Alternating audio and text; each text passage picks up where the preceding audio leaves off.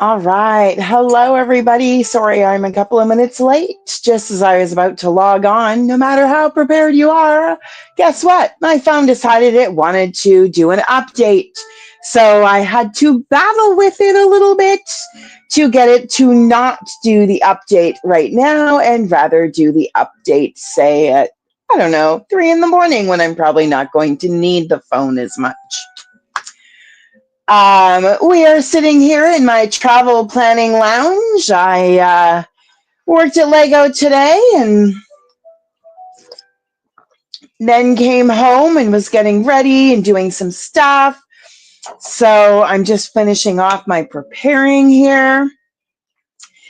And I did a fun few things. I actually, for dinner tonight, I went and picked up on the theme of, solo travel, National Solo Travel Day. I went and actually picked up a Nashville rotisserie chicken today. And that was my fun for the day. I'm just putting a few little jelly beans in a bowl. It's another one of my reminders of things to talk about with you today. And also, so I had my Nashville chicken. I've got my cocktail flavored Jelly Bellies, which I'm actually going to open up my computer and see if we can figure out what some of these flavors are. And I don't know, you may want to have a notebook with you today. Here is my notebook. This, of course, has Lego on the front because, well, Lego. And a pen, of course. A pen and notebook might be helpful. We're also going to do a lot of storytelling. And one of my other fun things I have here is we're going to have a little bit of fun tonight. I'm going to let loose. I have my Bayou rum, my Bayou Pink rum.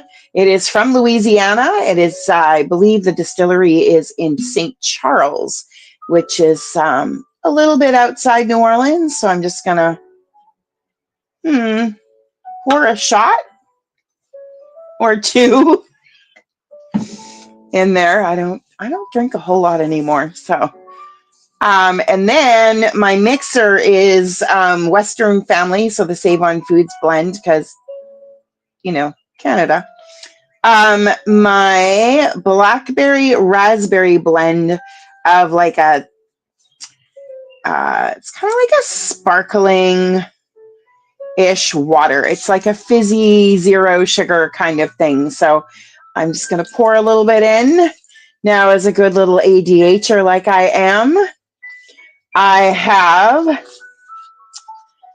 my fun drink. I always have my water with me. Today we are doing the ginger lime water, which helps me stay awake more than caffeine ever does. And speaking of caffeine, I have my decaf coffee because it's kind of late in the day, and it's in my Mary Mac's tea room mug all the way from Atlanta, Georgia, or as I call it, Atlanta. So there we go. There's my 3 beverages. How are you? I hope everybody's doing fabulous. I hope you're doing something today to celebrate National Solo Travel Planning Day. Just going to open my laptop here. We're going to pull up that Jelly Belly page, see if we can have some fun figuring out what some of these flavors are.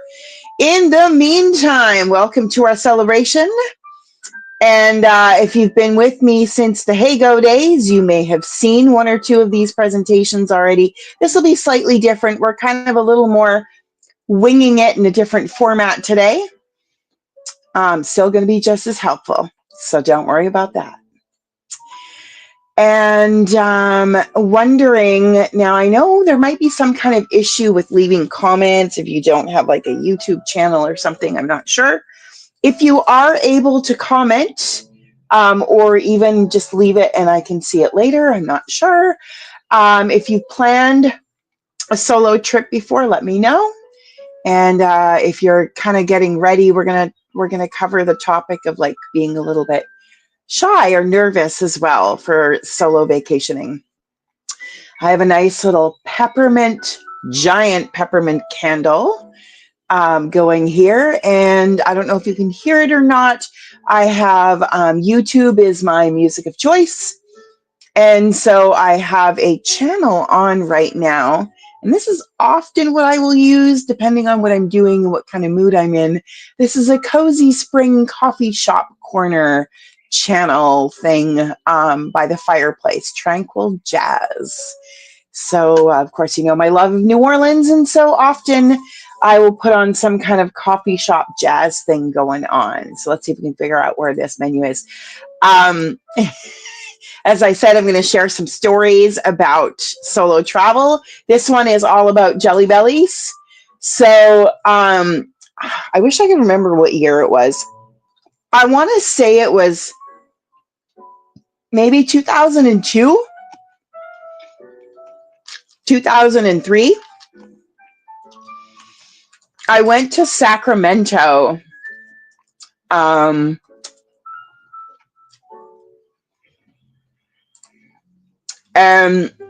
Now I'm trying to think if that was my first solo trip. I did some trips, like in 1989, I went to Toronto, but I stayed with friends of the family, like an older couple, but they didn't show me around or anything. But then my best friend at the time was also there in Toronto because she was at her nationals for Irish dancing. And so I hung out with them some of the time, but I spent a lot of time by myself. So that might be my first real solo vacation. Then I went to Nashville a couple of times, but at that point I was going with people to Nashville. I am not finding the cocktail. False. I don't know what it's doing. Anyways, that was orange or tangerine flavored. So I went to Sacramento. My vacation started in Seattle. I was gone for a week. First thing I did was go to a WNBA game in Seattle and stayed at the Hosteling International Hostel right down, it was like 2nd and Union or something. Better area back then. And I stayed there, in fact, so often that going down for WNBA games and things, that the night manager got very excited whenever he saw my name on the reservations, and he would be at the door to greet me, and we'd have a good long chat when I got there. He's such a good guy. Just really fun to chat with. You know what I mean? Like a fun, very intelligent. We can talk about anything. Really great. And then the day after the game, I headed out to the airport and I flew to San Jose. And in San Jose, that's actually where I saw my first Lego store ever. And I was going to spend the day or most of the day in San Jose. And then I didn't really know what to do. So I got off the plane and I walked up to the airport information and said, hey, I just got off the plane. Like I have like 6 hours or 8 hours, whatever it was. What do you recommend I do? Like, what can I do nearby that's easy to get to in transit? And they were like, oh my gosh, we have this mall and right across the street from it, there's this whole like Italian, like a piazza, like a area. It was built to resemble a town in Italy. There's like a whole, I want to say median, but that's not the right word, middle part that had tables and chairs and things. And it was all very elegant. So I went into the mall first because I'm like, oh my gosh, they have a Build-A-Bear. I have to go visit. So I went to Build-A-Bear first, and then I was like wandering through the mall, and out of the very corner of my eye, I see this crazy colored wall, and I turn around and I look, and I'm like, what is this? And it took me about 30 seconds to realize it was a Lego store, and I had never seen anything like it. We did not have them here. This was new, it was different. So I go in, and I literally was in that store for like an hour. Now I'm really disappointed. When people come into my store and they're like, oh, can we take pictures? We're like, absolutely, go right ahead. So I got all excited, and I wanted to take pictures to show people at home. And the guy at the store was like, no pictures. I was like, oh, okay. See if I can guess what these flavors are. So anyways, I have a great day. I go to the little Italian mall. I head to the bus, then take the train. I think I had a coffee outside a little wrought iron table and chairs. And I got on the train and I took, I think it was Amtrak. Might have been part of the Starlight, I'm not sure. And it was all above ground on the track. So it was really cool because as we went from there to San Francisco, or as I went from there to San Francisco, sorry, I say we all the time and I don't really mean it. We were above ground, so I could see all the different cities we went through. And that was really cool. And then I get into San Francisco and I was all excited because I had 2 nights in San Francisco. And I'd been in San Francisco in '99 for a missions trip that was super fun.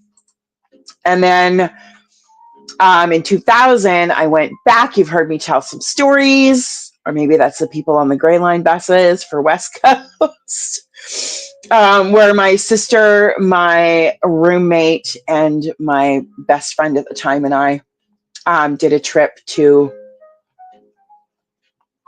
road trip to LA. That was quite a trip. So I was excited to come back to San Francisco for a 3rd time because that was definitely at the time my favorite city. I had not even thought about going to New Orleans yet at that point. So I take the train up, I check into this really cool hostel again, Hosteling International, down in the Tenderloin district. Now I knew it wasn't a great area, but I also was very familiar with it from having stayed there before.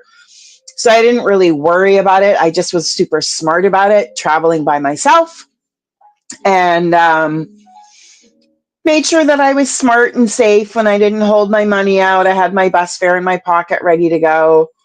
And in fact, that trip was super fun because I was on my own. So I could kind of do whatever I wanted when I felt like it in the moment. And I remember I got in the evening and I went and found somewhere to eat and settled in and thought, well, I'll go to bed earlier and then get up early and go explore for the day. And they were like, don't worry about having a day pass. Just buy a transfer and use the same transfer all day. And if somebody asks you about it, then just go, oh my gosh, I didn't realize it was already expired. Let me pay for another one. Sure enough, nobody asked for it all day. And so my whole thing was, I'm just going to get on a bus and go see where it goes, because San Francisco is a relatively small city. Like, there's a lot of people, but the actual distance of it is not huge. So I get on this bus. I'm all like, look at me go. Like, this is still one of my first few trips, actually completely solo. So I get on this bus knowing the worst case scenario, I'm going to end up right back where I was or on the opposite side of the city. And the bus broke down. So I had to get off the bus in the middle of nowhere. I had no idea where I was. Of course, this is like, what did I say, 2002 maybe? Long before we had cell phones with like all the different gadgets and things and maps on them. So I was like, okay, whatever, is what it is. So I just looked around, and on the other side of the street, I knew there would be a bus stop to go back the other way. So I thought, well, I'll just head back. I don't know when the next bus is coming, so I'll wait and go back into close to my accommodations. I ended up at Haight-Ashbury, and I had all kinds of fun that day. Stayed overnight. The next night, I went to... I do this a lot when I travel alone. I don't like plan out the restaurants. I wait until the day and usually even the meal. And then I go, oh, okay, so what do I feel like? And I was like, I don't know. I want to do something different. Like maybe I think I wanted to head, my boa is shedding like crazy. I think I wanted to head up to the Italian part of town and see that. And so I just wandered and wandered and wandered and wandered. And then I was like, okay, I can't wander much more because I'm getting really, really hungry now. And so I just kind of stopped. I looked around and I found this Trattoria Pinocchio and headed in for a lovely Italian meal. And so I'm just sitting there at the table by myself. Now, I don't know why, but for some reason, I know that a lot of people get very anxious about traveling solo. I don't, and I never have. So, not to say that I don't understand the fear of it or the anxiety. I have other fears and anxieties, but it's just never occurred to me to be anxious about that. I can be anxious about all kinds of other things, but that's not one of them. I guess because I've always sort of just seen it as an adventure, and it's an adventure. And so then I go in and I sit down and I'm kind of watching like everything going on around me and like talking to people or listening to people. And I was having a great conversation with my waiter, my server. And I listening in, and all of a sudden I realized the ladies at the next table were from Manitoba. They were from Canada. So I struck up a conversation with them and chatted on and off throughout the rest of dinner and over dessert. And then we went our separate ways after that. And I kind of explored the area and headed back. And then I ended up in Sacramento for 4 days. And I was all excited to go to Sacramento because I was going there for basketball, WNBA games. So I found out that there was two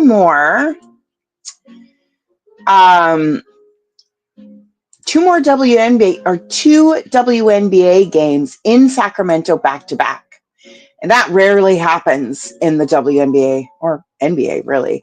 You don't usually play games back to back. And I was like, this is an opportunity to go all the way to Sacramento and see two WNBA games. They were my favorite team. My favorite player was Tisha Penicheiro.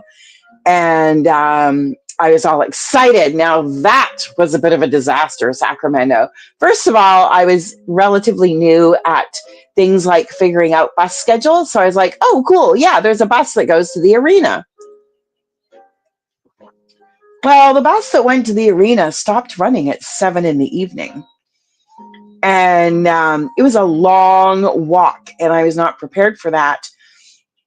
And suffice to say, I ended up in some stranger's car that I met at the gas station trying to figure out, because there was no cabs to be had or anything. And the arena in Sacramento, at least at the time, was on the very outside of the city.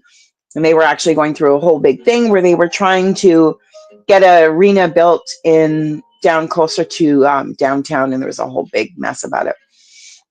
So next night, I'm kind of prepared. I leave earlier, but I still don't make it all the way on the bus. And this time I end up in a cab. I met staff members who actually gave me a ride home back to my another hostel, Hosteling International. At the end of the night after the game, I just had to hang around and then get a ride home with them. But man, was it crazy. Like, I got on one of the buses I got on was like, there was a bit of a little racism issue going on. So I realized I was possibly on the wrong bus. And I caught some attitude from somebody. I made it through. So then I was like, Sacramento is not quite the place I thought it was going to be. I thought I was going to have so much fun and come back with all these great stories of Sacramento and hanging out and WNBA. I had a great time at the games, don't get me wrong. But I didn't want to be there during the day. It was a government city. The sidewalks rolled up early in the evening. There was nothing to do. So the next day when I didn't have a game, because I booked myself in for 4 days, staying at another really cool hostel. This one was an old Victorian house.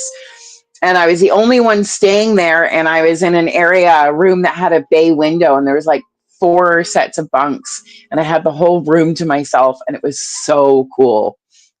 And it was right by the train, their little above ground, like rapid transit system. And had a lot of fun because I did out trips. So one day I went out to UC Davis, and that's a really cool little university town. Stopped at Ben and Jerry's ice cream for an ice cream. And just explored Davis. And then the other day there was an outlet mall, a huge outlet mall. And if you're familiar at all with West Vancouver here in the Vancouver area, Metro Van, there's a mall called Park Royal, and it's on both sides of the highway or a main road. And there's like Park Royal South, Park Royal North. Well, these outlet malls were the same thing. And they had an Adidas outlet. And let me tell you, did I spend a lot of money in the Adidas outlet store? Then I discovered the Jelly Belly store. And they sell belly flops. So they're packages, like 2-kilogram bags of not so perfect jelly beans. And so they might be 2 different flavors, like the end of one batch, beginning of another. They might be funny shaped. And I took a bag back to my staff where I worked at the hospital. And they had so much fun. We constantly had a Jelly Belly guide on, and they were always trying to figure out what flavor they had next. So we'll go into a little bit of planning. Now, when you travel solo, I think the things I hear and see the most that seem to make people nervous or scared is the being on their own, like at nighttime or after the sun goes down, and then eating alone. Now, I got kind of yelled at on Facebook about a month ago for suggesting what I'm about to suggest. And so apparently maybe around the world, there's different ways you do and don't do things. You know what I mean? Like you just don't do this, or you don't do that. So for me, who has traveled extensively in North America, but not internationally, for me, I go to a place that I decide I want to go, and I do one of 2 things. I get a table on my own, which I'm cool with. And I think that because I'm confident in traveling alone, like I come in and I have a presence, and people just kind of like, oh, table for 1. Yeah, absolutely. Great. Come this way. They remove the extra cutlery, which I don't even care if they do or don't, like whatever. And then I'll be there and I'll talk to the server and the people around me, whatever. Or I might go in, depending on the vibe, I might be like, you know what? I'm going to sit at the bar. And so apparently this is a no-no in Europe you don't sit at the bar at a restaurant. Now, I don't mean like, I don't know, like it's a bar. It's the bar inside a restaurant. Like a lot of restaurants have them. I like sitting there, especially if I might be feeling like a little lonely, which I sometimes do. And I'll sit at the bar because the bartender will always chat with you. And I've met some of the coolest people from bars in hotel restaurants, as well as just regular restaurants. I became actually good friends for a while with the gal that was the bartender at the restaurant inside the Marriott on the waterfront in Seattle. She was really cool. We were good friends for a while, and then lost touch. And so, yeah, like it, I don't understand that part of it, of being scared to sit alone at a restaurant. Like, I guess kind of also because I don't really care what other people think. Who cares if I'm sitting there alone? Like, it doesn't mean I don't have friends. It just means that I'm there on my own. So I know some people are like, oh, I just take a book or I sit on my phone or like whatever. And I just think if you're kind of missing part of it, if you're sitting on your phone, you're staring at your screen. If you're reading a book, you're immersed in your book. To me, the whole point of going out for dinner is like, oh my gosh, I want to be around people. I want to like hear things. I love eavesdropping into other people's conversations when I'm traveling. There, you learn some of the coolest stuff that way. Sometimes about other cities, sometimes about the city you're in. Like, you know what I mean? Like, it's just a little bit of variety entertainment. I would actually rather sit and make notes for maybe the next day, or like, this is actually part of my travel. I always have either paper or a coloring book. This one's been on a few trips. This is the Coffee Lovers Travel Edition of a coloring book, and I love it. And then I always have like pencil crayons. Sometimes I want a different medium, so I'll use crayons. I always have like an extra pair of just regular headphones in case you get an old plane. And these are my metallic color pencil crayons. Now, depending on the length of the trip, I might just take one little thing of pencil crayons and my little tiny coloring book. And then I also travel with a notebook as well because, I don't know, I just do. So that is one of the things I do, and I just keep it in a Ziploc bag. And then the other thing you really need to be careful of is your safety. So I would never say don't go out at night. I would say if you're going out at night, be safe, be smart. And I know there's a lot of controversy. I've read some interesting stories lately. Not going to share them because I'm not going to scare you. I don't even know if they're true. But I use Uber or Lyft because it can be tracked. And I have a dear friend in New Orleans who I'll often go and we'll have a porch hanging out on the front porch. It's a thing in New Orleans. And then if she is unable to drive me home, because maybe we've had a beverage or two, she will send me home in an Uber. And she can track it that way. And then also I call her or text her when I'm safely inside. Now, I've been to New Orleans enough times, and I am not advising anybody to do this. Not their first time in New Orleans. We all know, we hear about the crime rate. So far, knock on wood, I've been okay. I've had a few moments where I'm like, this might not have been the smartest idea, but I know this city well enough. I know how to duck out of trouble or potential trouble really fast. I also have connections in the city.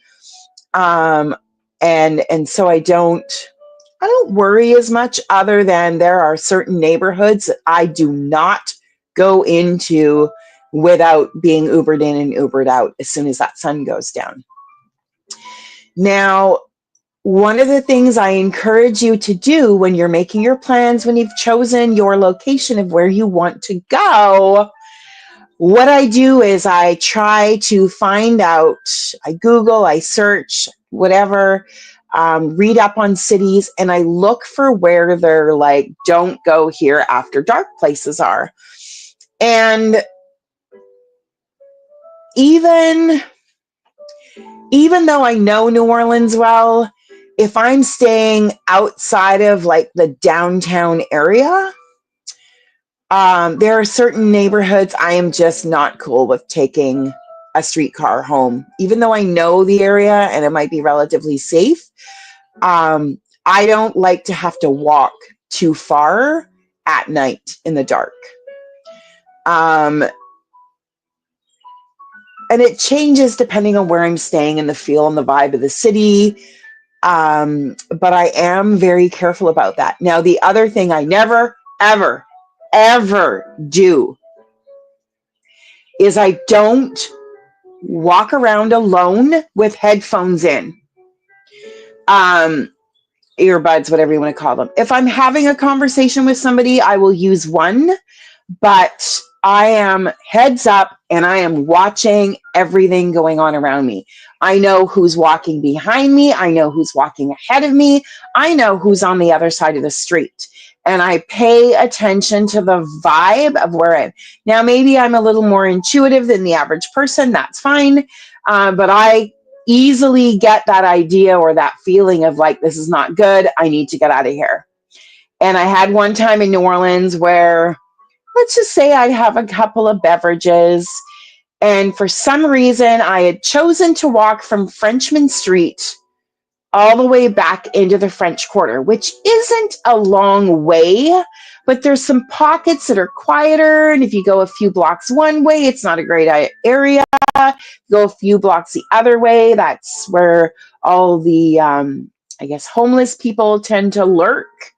And so you kind of do like, I usually go along Royal or Bourbon Street, but I usually actually don't walk around that area after like 10, 11 o'clock at night, unless I'm with somebody or I feel incredibly safe.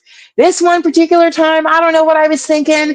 I was just walking along and all of a sudden I looked and I'm like, the guy on the other side across the street keeps looking back like he's looking at me. And so I did something that maybe some people might think was stupid because it could catch me up. But for me, it seemed like the best solution at the time. Back then, I did not have headphones in because I only had the ones that you wear in a cord, and I didn't want anybody to see that I wasn't possibly paying attention. So I actually just picked up my phone. Now, I should have actually just called somebody and talked on the phone because I've done that too. But this time I did a fake phone call and was like, oh yeah, baby, no, like I'm just like 2 blocks away. I'll be there in a couple of minutes. Yeah. Oh, whatever. And I just kept going. And then the guy that I saw eventually stopped turning around and he kind of like turned down a side street. So when I passed that street, the side street, I just looked down. I didn't see him anywhere. So I hightailed it out of the area as fast as I could. I didn't want him to see me rushing because I didn't want him to see that I was like, oh, maybe a little scared. All right, we've got this is like really cool. It's kind of like can you see that? A gold colored Jelly Belly?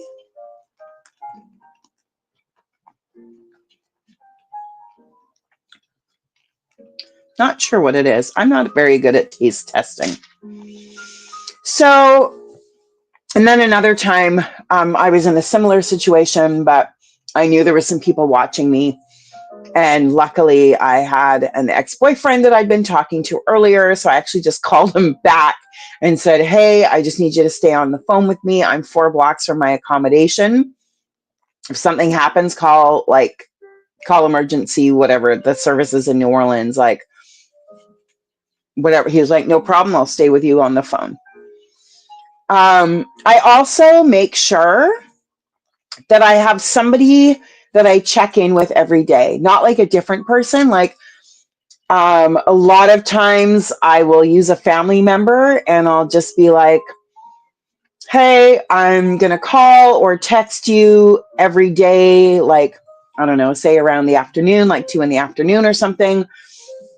If you don't hear from me one day, please call me to make sure I'm okay. I also send copies of my plane tickets to a family member as well, so they know exactly when I'm coming and going. I'm also kind of cautious, really cautious. I will often keep cash separate from my bank card. And I also have 2, I carry 2 cards with me so that if something happens, I still have another one and I don't keep them in the same spot. Sorry, this feather boa is making me very itchy. I might take it off soon. But I wanted to be celebratory. Here we are.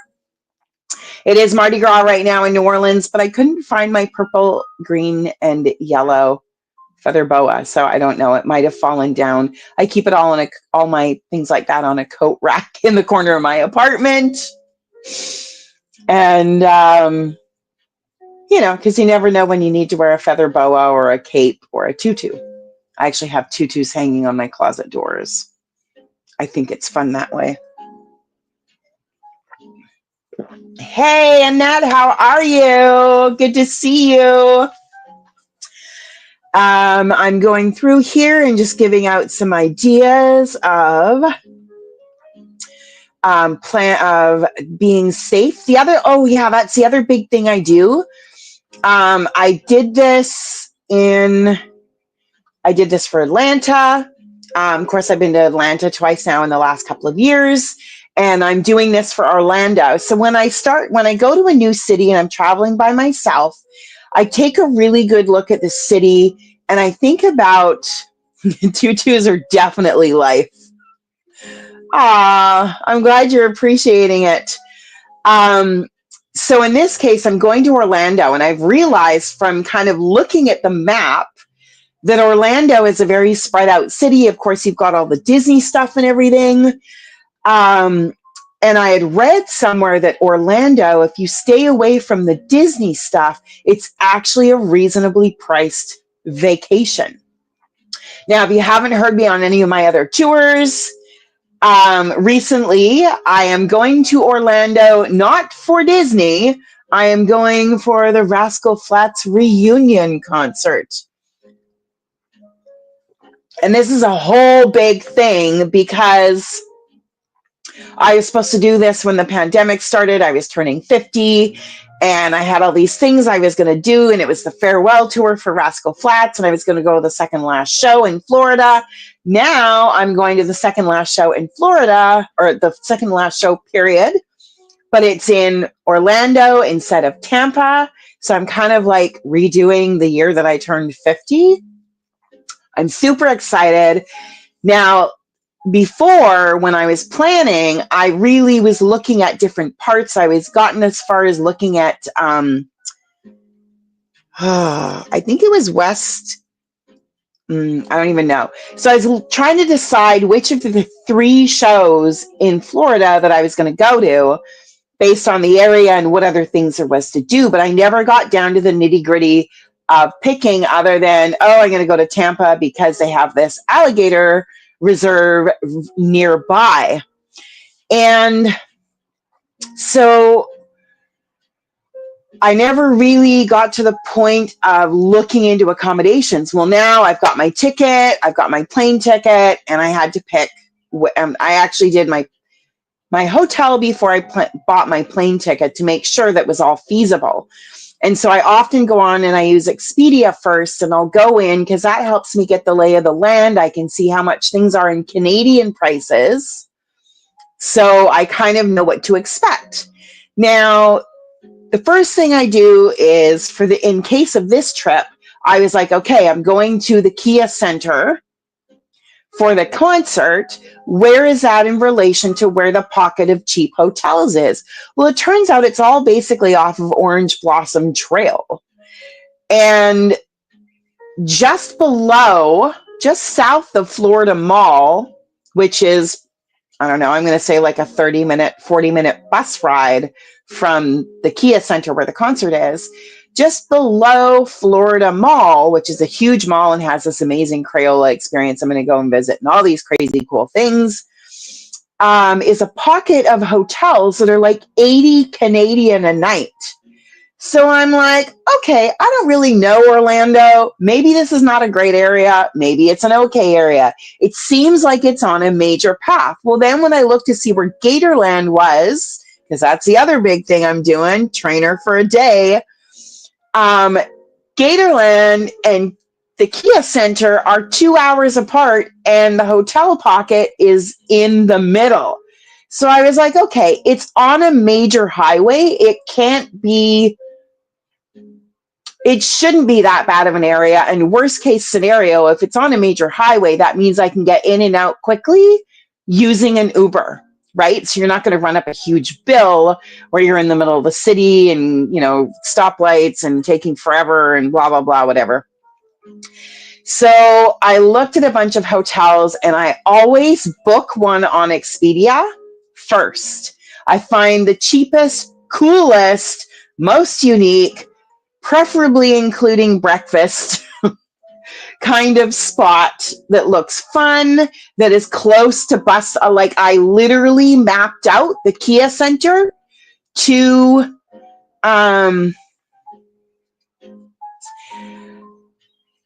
looking from the Kia Center to the hotel, from the hotel to Gatorland. I could do both of it at the right times. I always test out the time of day. So I wanted to make sure that I could get from the Kia Center back to my hotel late at night.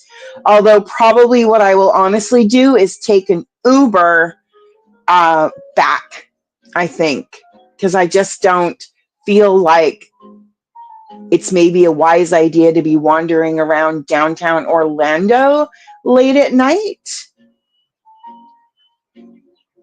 That's why the hotel is so cheap. You're sharing a room with a gator. Don't even take. Okay, fun fact about me. I don't know why, but my brothers, so I have 3 older brothers, and they are true boys, and they are like true older brothers. They used to tease me, do all kinds of things, scare me, whatever.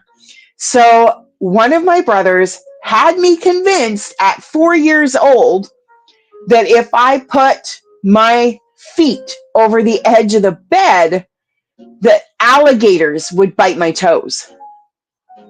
Well, first of all, alligators wouldn't bite my toes. They'd probably bite my foot right off. Second of all, why would there be alligators under my bed? Third, now as an adult, I love alligators. I'd be like, there's alligators under my bed. I'm going under.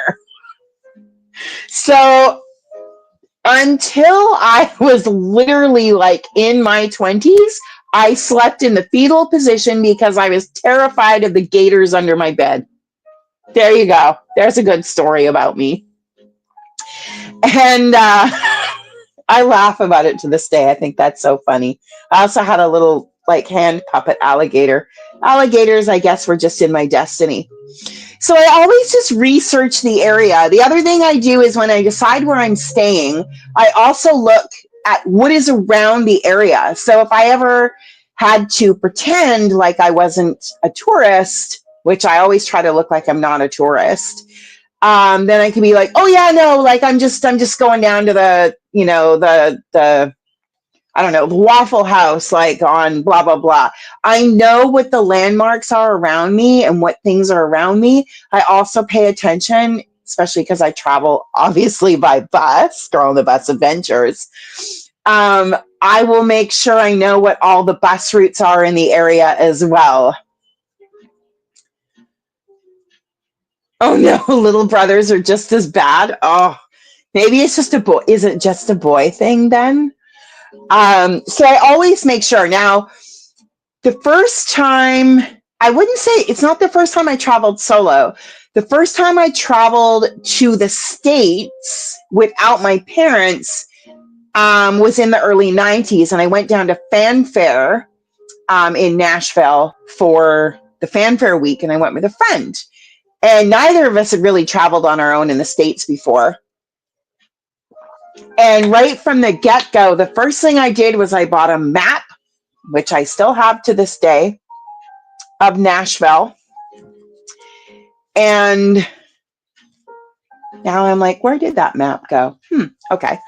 I bought a map of, my friends actually bought me a map of Nashville that I could study. And I literally knew, like, we knew where our hotel was. I knew where the U District was. I knew where Music Row was. I knew the difference between Music Row and like Lower Broad and the downtown tourist area. So I literally knew, I knew where all the drugstores were, that, you know, restaurants. Back then, my friends and I played pool. We knew where we could go and play pool, all this stuff, memorize it. So we land on the Saturday. I think we got there late Saturday night. Checked in, didn't really go out of the hotel because we were new to there. And then the next day we were like, oh, we need, I don't know, my friend needed something from a pharmacy. So I'm like, pretty sure it's up here. And she didn't trust me. She never traveled with me. Whatever. She's like, whatever, we'll talk to the concierge or front desk. So we find out where the nearest pharmacy is. It's like 8 blocks up Broadway. I think that's what it was called. Yeah, Broadway. And so we're walking along and we're just like chatting away and we're all excited because we're going down to Fanfare to the fairgrounds the next day. And this couple pulls up in a van and they're like, hey, do you happen to know where Music Row is? And so I look up and I'm like, oh yeah, I see the big Trisha Yearwood billboard right up there about 4 blocks up. Where the road splits, you're going to take the left and you're going to just start driving and you'll see where all the Music Row stuff is, and like that was where all the record labels were and publishing houses and anything to do with music, country music in New Orleans. And they're all like, oh guys, thanks so much. Like, thanks so much for helping us out. So glad we like encountered a couple of locals. And they drive off and I turn around and I'm like, if they only knew I was from Vancouver and from very far away, they probably would be a little more apprehensive about the directions I just gave them. Away they went. And I was like, I actually feel pretty proud of myself. I've never been here before. I've been here for less than 24 hours, and I'm already giving the tourists directions on how to get places. And I think that's when I first started to realize I had a bit of a knack for traveling. So there we go. That is fun. That was another place where we ended up in the wrong bus in the wrong neighborhood several times. Interesting experiences. But I never didn't feel safe. I just knew. I'd like to think I'm a born tour guide. Yes, thank you, Annette. I think I learned early on to rely on my intuition. So if I didn't feel safe, get out. If I didn't feel like I should be here, get out. If I was getting weird vibes from someone, get off the bus. In this case, we were like looking around and I'm like, this was like, I want to say this carefully. This was like, we were in a scene from a movie that was being directed by Spike Lee. Okay. This is like, I don't know, like Boys in the Hood, Poetic Justice kind of stuff. And so we're on this bus, and every day we got on the same bus to go back to our hotel. But what we didn't realize was every day we got on the bus at the same time. And on the second to last day, we got on the bus at a different time, and I wasn't paying attention to the numbers. That's why I do now. And we got on the bus, and there was a part in the road where we were supposed to keep going straight, and the bus veered off to the right. And I was like, uh-oh, this is not the way we go. And so we're driving along through this neighborhood, and it's like almost a gravel road, but it's not that far out of downtown, so I'm confused. We look, and there's like a car, and it's got like the grass growing right up through the hood's up, and it's growing right up through the engine area. And I'm like, I don't want my friend to notice because she's not as savvy and gentle with words. So I'm like, I just start talking to distract her so she's not really paying attention to where we're going. And I was like, my instinct was, and I'm telling you this because I want you to learn a little bit. Once I saw that we were back into downtown, I was like, okay, we're good. I know where we are. We're getting off the bus. Even though I knew we could probably go back to the bus loop, I was like, And I was like, we're not going to take that chance because I don't want to get off the bus and have any issues or anything like that. The next day we get off the bus. We took the bus the same time as the other days to go back into downtown. And wouldn't you know it, we get off the bus and this muscle car pulled up and the guys were sitting in it and they lifted up their shirts to show their guns. And I was like, oh no, now I got to get my friend out of here.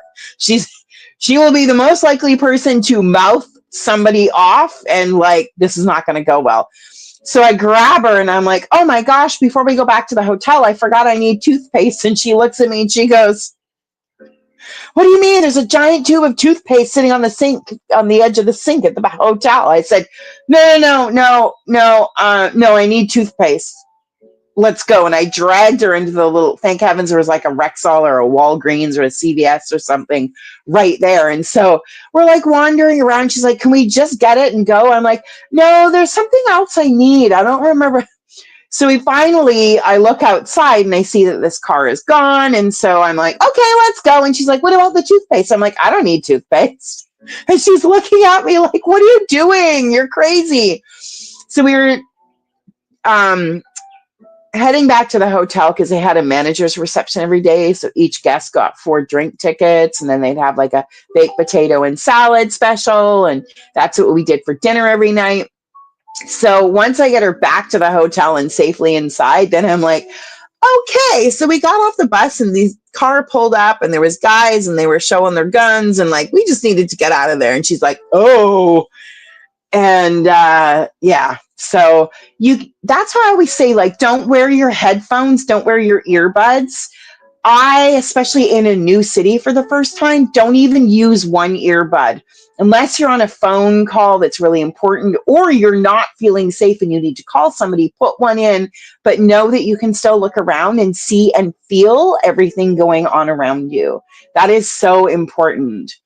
And really learn and pay attention to your instincts. What is your gut telling you? What is your mind telling you? How are you feeling? Because often when something's off, you can feel it in some way. And so I always encourage everybody to just be. The other thing is just be in the moment. Like if you got your headphones in, your head down, you're missing out on things. You're missing cool things. You're missing window shopping and like hearing the conversations around you. I've literally found out about cool things to do when I'm traveling in a city from listening to the people around me. And then I'm like, wait a minute, there's somebody playing at this cool bar down the street tonight. I am in. Let's do it. Let's go. And I've literally changed my plans on a dime to go hear about something that I've just picked up from the people at the table next to me or wherever. So especially if you're going to go to New Orleans by yourself, you want to plan your day loosely, even on a regular vacation. I always say, have a list of non-negotiables. And by that, I mean, what are the things you really want to do when you go to the city? What are the things that you like?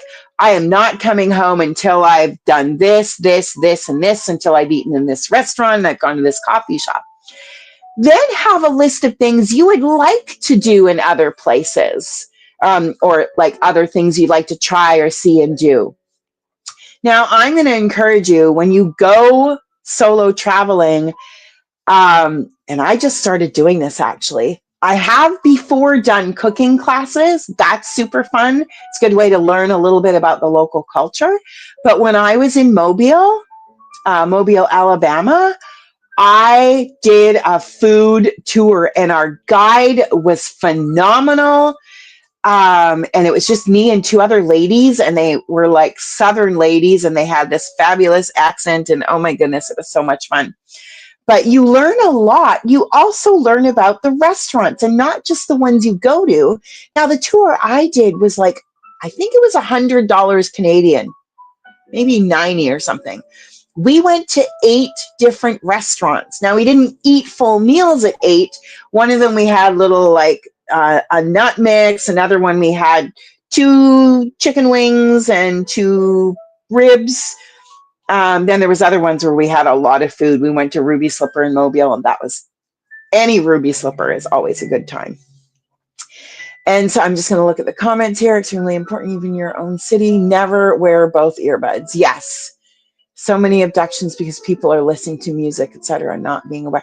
Yeah, I mean, I honestly think that that's where things happen. Like even getting in an Uber, right? If you're like talking away to somebody, I want to know where I'm going and what's going on and who's driving me. And like, you know what I mean? Like always pay attention. Especially if you're alone, especially if you're in a new city.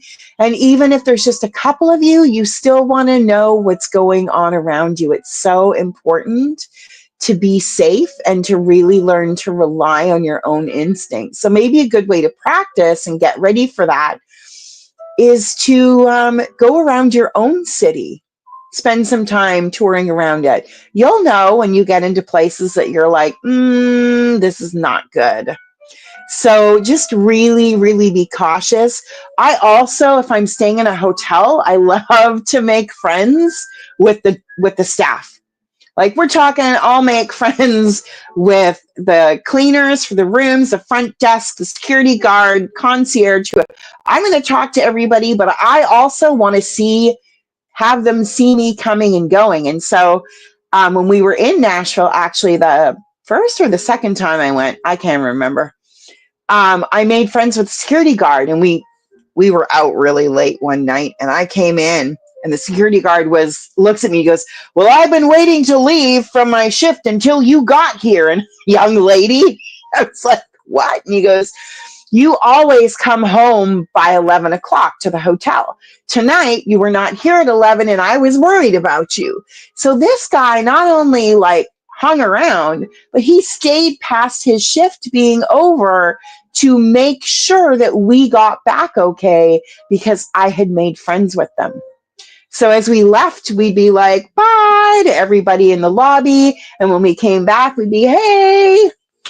And that way you always have somebody knowing knowing if something goes wrong. When I stay at Airbnbs, I always immediately lock the door behind me. I never let on that I'm staying by myself. I've just gone out for the night by myself, or oh, my roommates aren't home yet, or whatever, which some people say can backfire on you. But I'm like, I think the average person isn't going to think that much. If they're looking to abduct you, they wouldn't be waiting until you're inside the house. They'd be doing it while you're in the car, I think. And so that's a lot about safety. I'm and I'm known for I have called people late at night just because I'm I don't feel safe. I don't feel right. I want to talk to somebody, and I don't want to get off the phone until I feel safe. I even had it when I stayed in Biloxi, Mississippi. I had a great night. I walked 1.5 miles to the casino down at Mandalay Bay and back to my hotel. I had won $80. I stopped at Waffle House for some smothered potatoes or whatever, and a hot chocolate because I had won some money. And when I got back to my hotel, which was a little 2-level motel called the Star Motel, it was right across the beach, right on the other side of the big boulevard.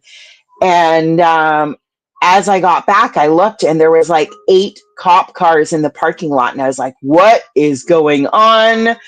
When I went past the front desk, there was nobody there. So I immediately hightailed it. Luckily, my room was on the first, on ground level.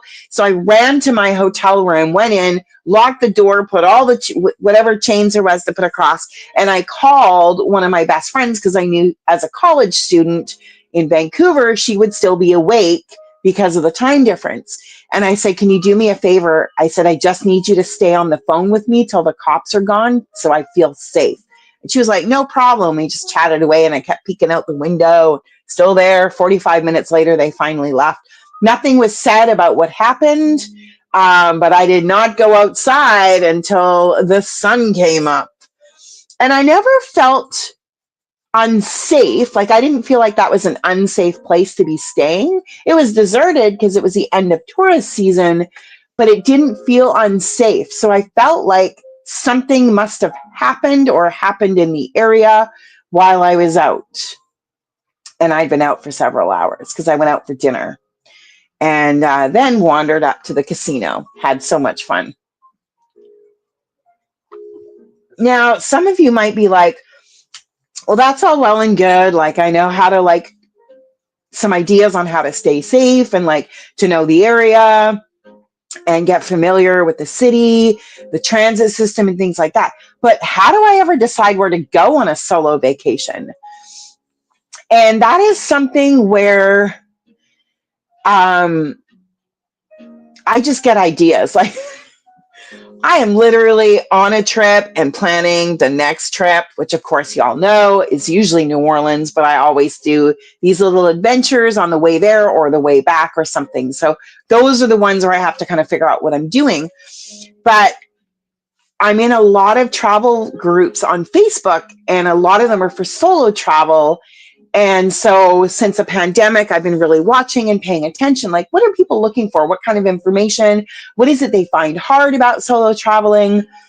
And one of them that I see all the time, and it drives me crazy, is people are like, I'm a single woman. Where should I go?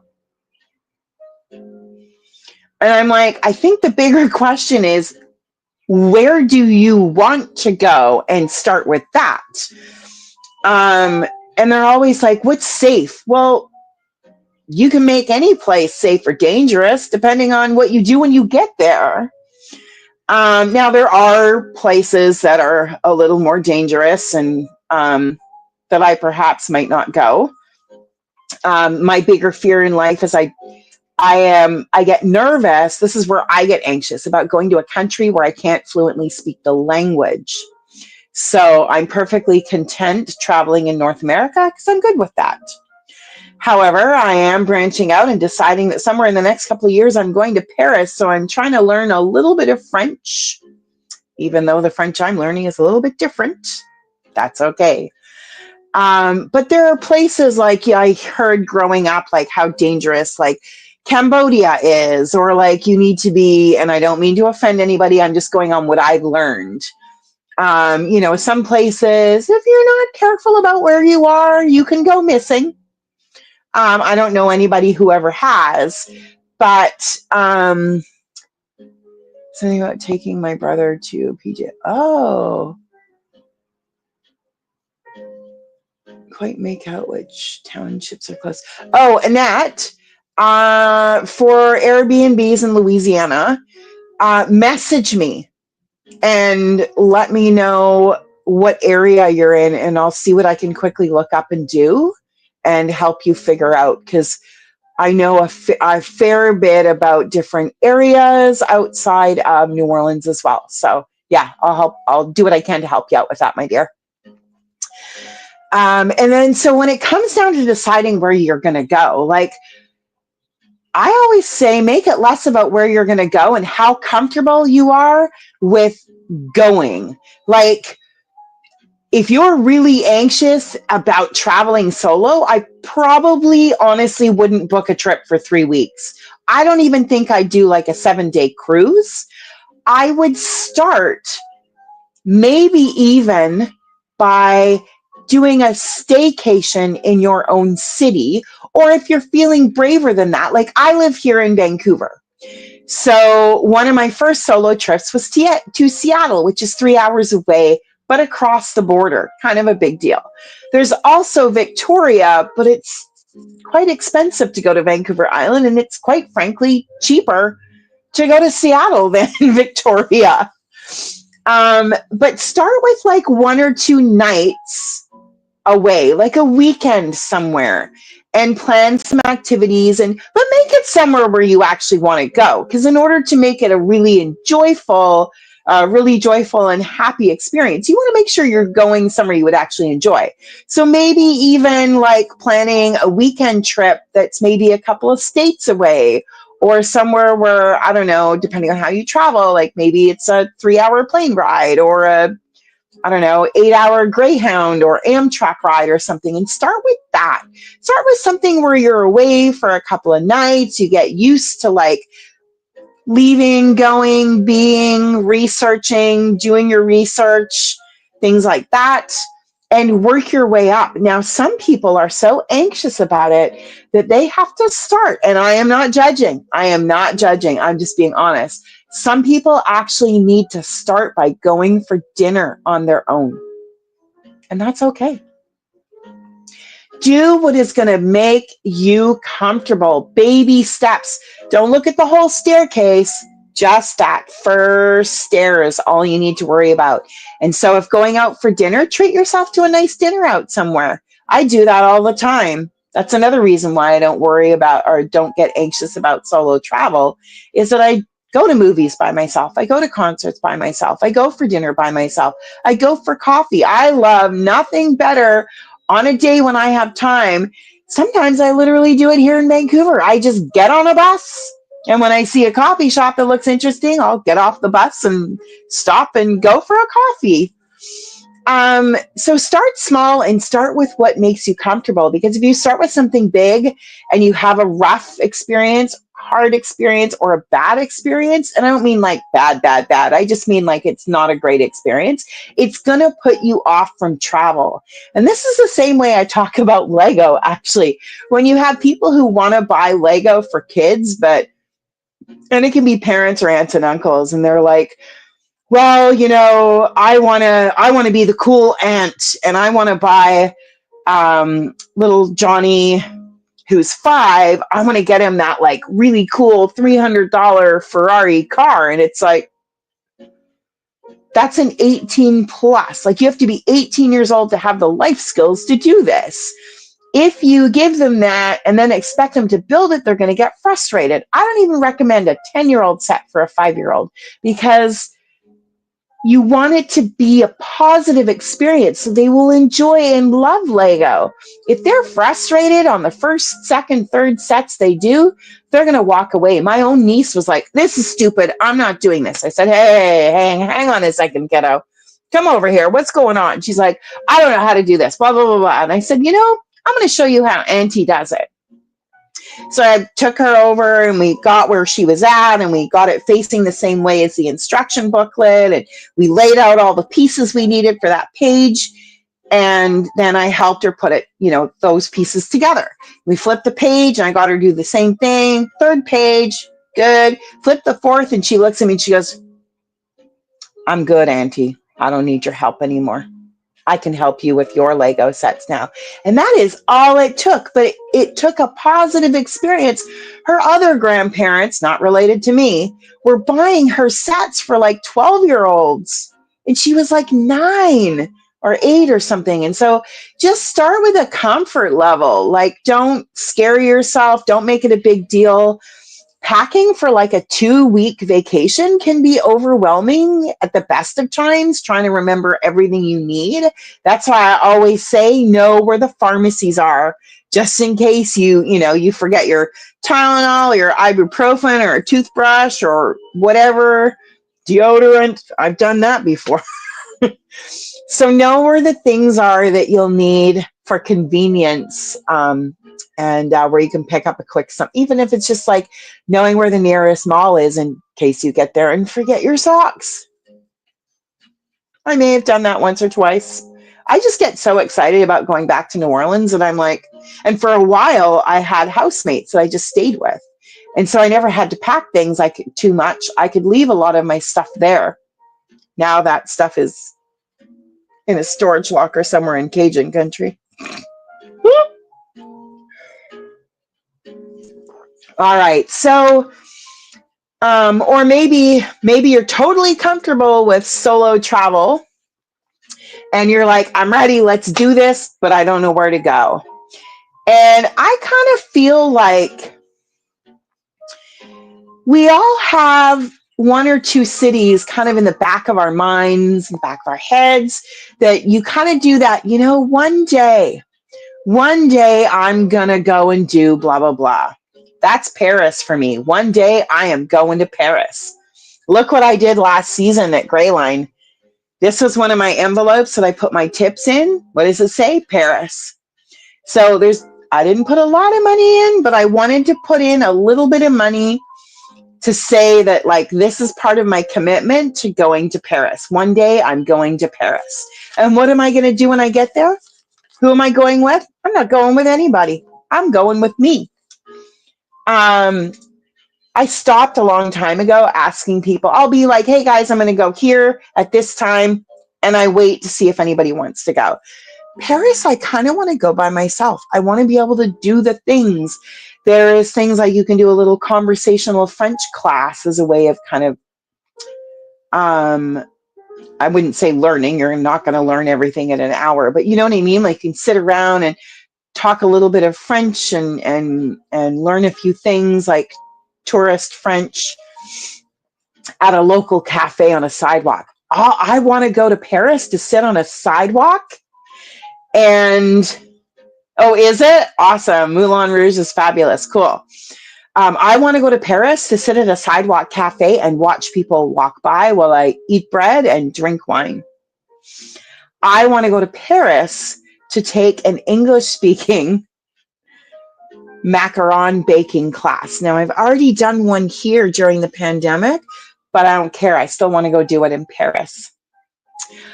I want to have a photo shoot in a big, fluffy, fancy dress on the other side of the river or whatever from the Eiffel Tower. I want to have the Eiffel Tower way in the background and be wearing like a big ball gown or something. Something like someone might wear to the Met Gala or something. You know what I mean? I want to go to Tiffany's in Paris and the Lego store in Paris. I also one day want to go and have afternoon tea in London. That's another big goal.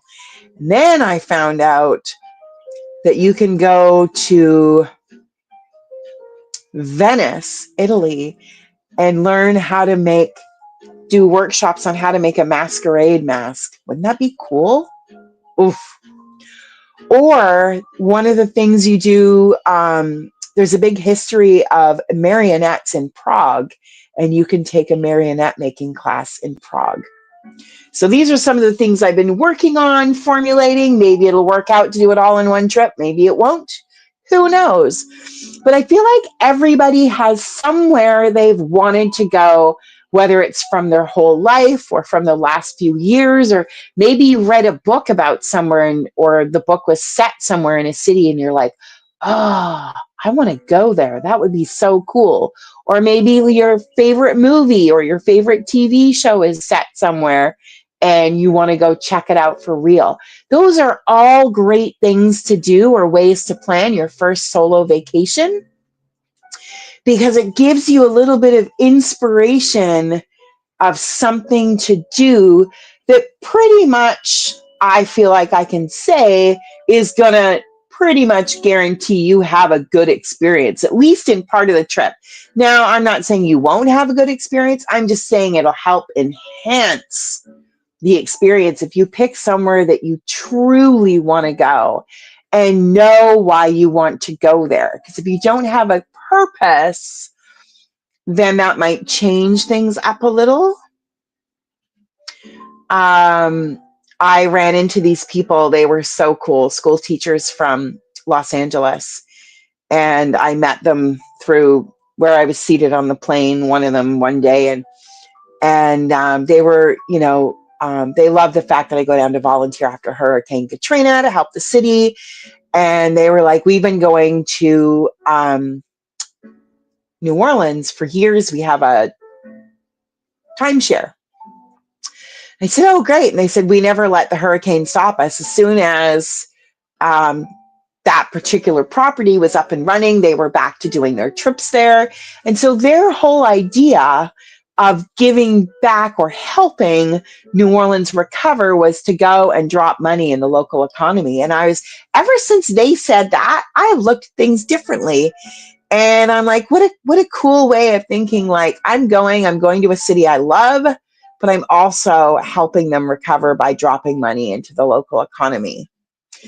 And so that is another thing you can do is, travel with a purpose, giving back, finding some way to give back. In New Orleans, there's a lot of nonprofit restaurants, and they're like training restaurants, programs for at-risk youth. Love to go to those restaurants, give a little back that way as well. And then the other thing I've noticed is a lot of people travel for something. Like I had an instructor at BCIT, and he traveled to run marathons. That was his whole reason for traveling. And he's done marathons literally all around the world. He was even going to be away for 2 weeks to go to Germany and run a marathon there. Once a year now, I travel to a city I've never been before, and I go to a concert. So that's a new thing that I started back in 2019. Oh, okay. Is that the one that's in New Orleans? Or is there a couple of dog rescues there? I have a friend. Yeah, pit bulls. I actually have a friend who's been doing a lot of volunteer work. I can't remember the name off the top of my head. She actually has a pit bull that she adopted from that place. And yeah, the show. And now she's fostering as well another pit bull.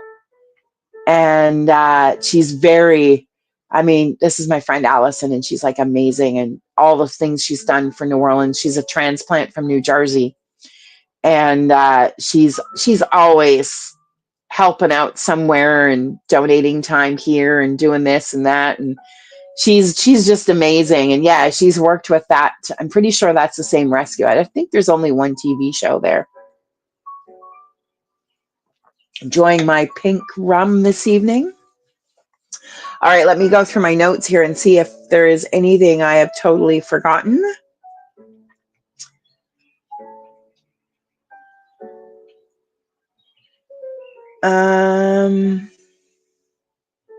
The other thing is wherever you're flying to, make sure you know how to get to your accommodations. Don't wait until you get there. Have your plan. And I honestly like to take the city bus because you see more and you really get a good feel for the city, because it's usually a good 45 minutes to an hour. Even taking the train from the Atlanta airport into downtown is a good half hour.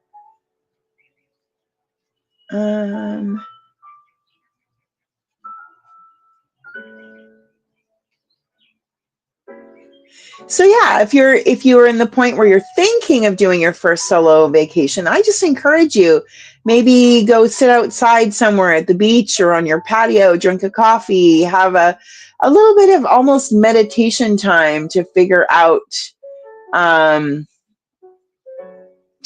really where you might want to go, and then just start doing the research.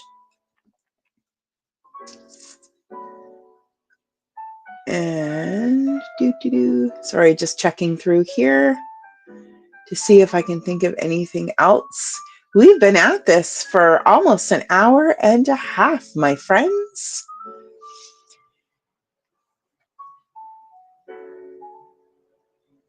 And I love that I've now decided to, instead of, it's no longer an office in here, this is now my travel planning lounge. You may do the same. I give you permission to copy me. I have these little tea lights that have the batteries in them. I have like a big giant, I can't even pick it up because it's hot, peppermint candle that's like that really nice peppermint kind of smell to it.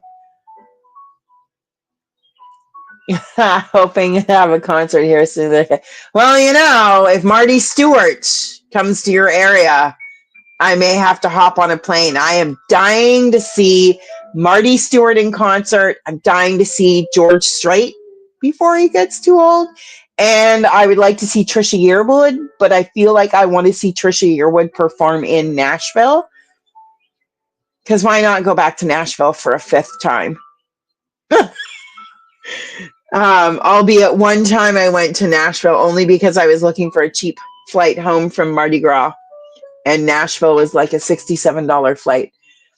I have little lights all over the place here. I've got all my Lego and my jelly beans. I'm going to look up that Pitbulls and Paroli's place, because now it's bothering. There might be another show or something, because the one I'm thinking of, I think, is in New Orleans. I don't know. Oops, I just dropped a jelly bean. Let me rescue that.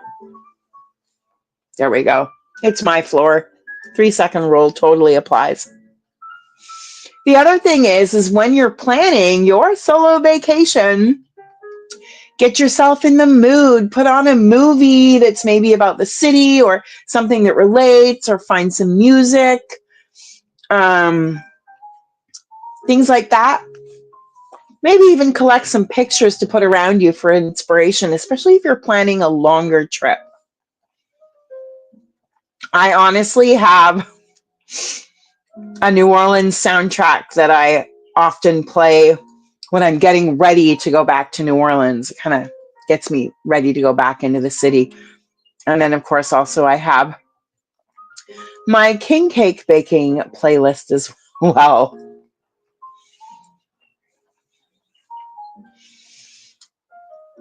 So I did some stuff here and I was asking ChatGPT how to choose a perfect solo destination. And one of the suggestions was to spin the globe activity. Remember globes? I saw one. I saw a Salvation Army thrift store that had a couple of globes in it a couple of weeks ago. And I was like, ooh, I might need to come back for one of those. That would be hilarious, but I'd be terrified I'd end up going somewhere international. Although there's many places I would go. I want to go have afternoon tea with the giraffes in Nairobi. Next one says, use a destination picker, like a random country generator, travel quiz, or classic close your eyes and point at a map.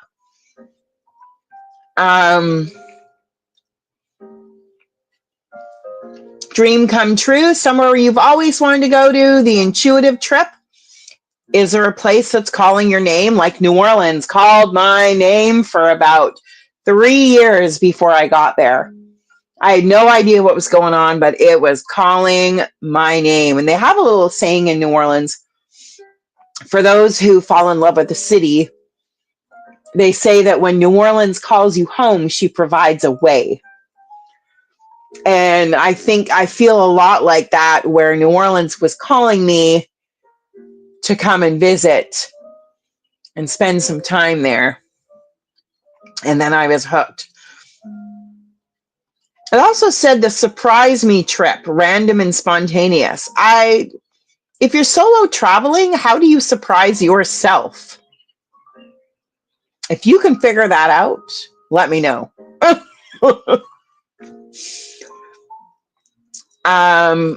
Or you could do like a mini challenge and pick 3 solo friendly destinations that excite you.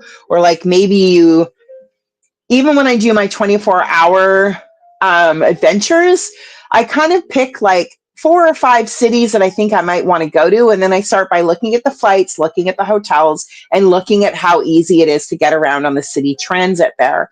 And that's how I basically pick my 24-hour and 48-hour adventures on my way to and from New Orleans. Dublin, report over. Yeah, like you just gotta, the more informed you are about a city, the better. That's really cool. So, wow, you lived there for just under 2 years. That's really cool. And then a lot of people now use air tags and stuff for their luggage. They share their location and where they are. And this one I like too. And I touched about it earlier, the confidence boost. So always walk with a purpose, looking approachable, but not vulnerable. So just walk like you know exactly where you're going. And don't hold your phone out. Oh my gosh, don't hold it in your hand while you're trying to get somewhere.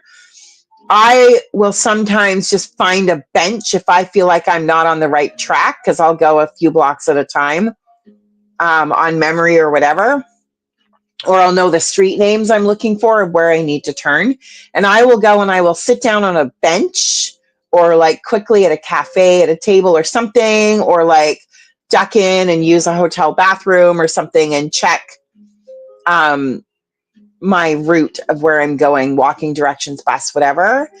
I don't walk around with my phone in my hand because I don't want to look like a tourist, because if you look like a tourist, then you're vulnerable on your own. That's amazing. I love that. Oh, one day I will have a house in New Orleans, but all already know the city. So you are brave. You are very, very, very incredibly brave. It takes a lot to kind of pick up. I met a gal through our female friend connection thing on Facebook for Vancouver, and she had decided to move to Vancouver to do something different and whatever. And she got everything ready to go, bought her plane tickets, and ended up moving to Vancouver right in the middle of the pandemic. So there was no chance to get to know people when she first arrived. And we've been friends for a couple of years now. And I just think that's amazing. Like, I so admire people who do that. Not saying I couldn't. I'm just saying that I haven't or didn't. But I totally admire people who do.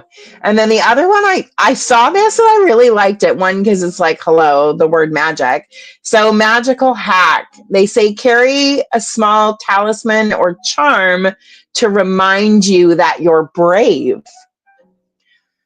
Or I carry usually a minifigure just because sometimes I like to take pictures of them and it's a little comfort of home without taking up too much space in a suitcase. But also I use my Build-A-Bears as travel pillows, so I always have a bear with me. I don't know how I'm going to do this next one because I decided that to go to Orlando, I want to take one of my alligator Build-A-Bears. They are not small. And usually my travel bear, I can tuck her in my little personal bag and have her hanging out. Nobody questions me. But these alligators, actually, let me show you. I have one right here. Give me 2 seconds.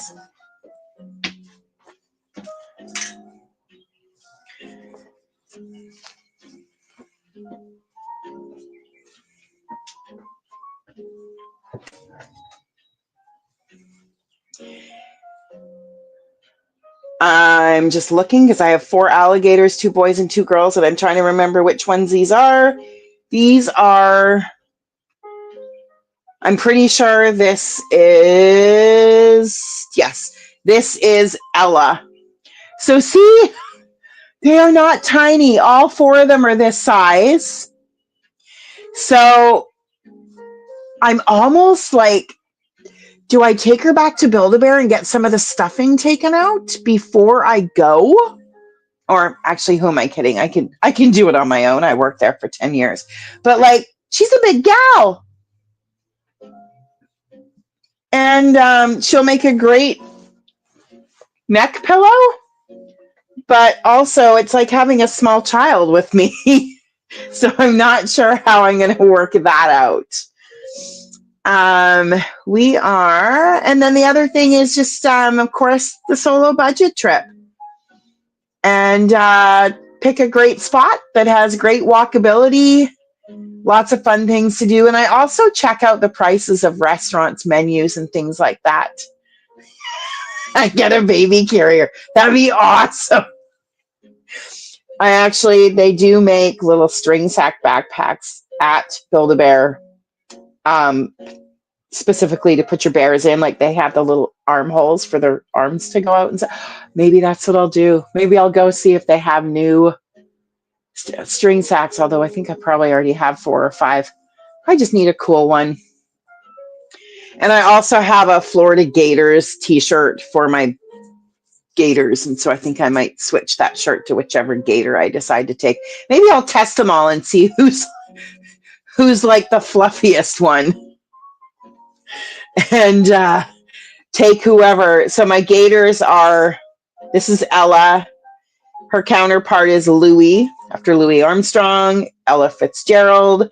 And then my other 2, kind of the newer, they changed the look of the alligators. And so the newer ones are Ellington, after Duke Ellington, and Simone, Nina Simone. So there we go. Maybe I'll just play it that way. See who is like the least overstuffed and take that one. Because otherwise, how am I going to choose which one of 4 Gators to take? Honestly, I can't do that. That's terrible. And so when you're planning your trip, You want to take 5 minutes to write down where you're going, why you're going, and what you want to experience, and then start delving in and planning your trip. And if you need any help, of course, anytime you can reach out to me. I'm full of all kinds of ideas and different ways of figuring things out, and happy to help you out a little bit or get a sorry straddle or deer. Yeah. I just get one of those like baby sling things or whatever and stick her in there. Make it look like a newborn. Yeah, this is not the size of a newborn. Nice try. Anyways, with that, I am going to wrap things up. I have my next adventure or tour is not tomorrow, but next Sunday on the 9th. I love taking advantage of little breaks in the day and stuff. So I have a shift next Sunday at Lego, but it ends at like 3:00, and we have a staff meeting that night at 7:30. Now, if I were to come all the way home and then go back again, I'd potentially be sitting on transit for like 2 to 2.5 hours, which I don't want to do. So I was like, well, maybe I'll just go sit and have a coffee somewhere. And then I was like, hang on, I work in Richmond. It is right by Steveston Village, and that is where they filmed Once Upon a Time. It's where they have done some of the Chesapeake Shores episodes and things like that. So I think I'm going to head back to Steveston, go have a coffee and walk you guys around. Whoever wants to join me, we'll go take a look around Steveston Village. The main street's about 3 blocks long. And actually, it's going to be part of, that's right, the Donut Stop Believing series. I found a really cool donut shop that we're going to start in and then head out to explore. I've done a lot of tourist activities out there for my tourism challenge, so I can speak to a lot of all the different things there is to do. So I'm excited about that. On the 25th, we have my birthday coming up. So I picked a time in the morning that I will, wherever I am, just do a tour. So can't wait to see where we end up and where I am showing you around. What we're going to be doing, because that whole day I'm going to be out getting all my free things that you can get in Vancouver. So who knows where we will be? Could be anywhere in the Lower Mainland. Especially depending on whether I work that night or things like that. And then after that, I think my next few tours are going to be in Orlando and back in New Orleans. Thank you, Annette. Before you go, let's close this National Plan a Solo Vacation Day by doing a little toast. And here's to, if you have a glass, a cup, a mug, or anything, pretend your hand's a mug, hold it up, and we'll just do a quick little toast. And this is to all of our future adventures and all of the magic that they will bring. So there we go, my friends. Co from Girl on the Bus Adventures saying, thanks for hanging out with me tonight. I hope you've learned a few things, got a few ideas, and let me know if there's anything I can do to help you brainstorm your next vacation. All right, have a great day, great night, great wherever you are, and see you on our next tour together. Good night.